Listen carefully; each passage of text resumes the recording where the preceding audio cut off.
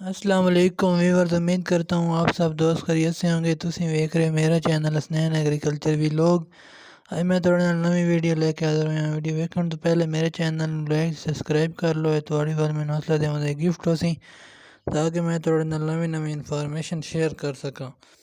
دوستو میں آج آپ کو بتاؤں گا موسم سرما کی سبزیوں کی اگیتی یا پچھیتی کاشت کون کون سی ہے۔ میں آپ کو پالک کے بارے میں بتانے جا رہا ہوں۔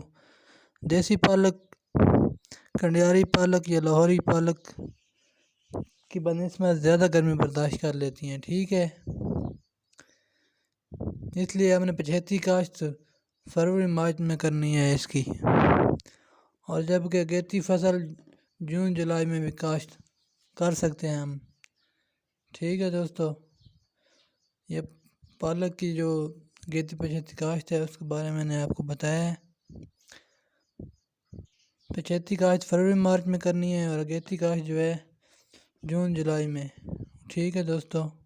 اوکے، اللہ حافظ۔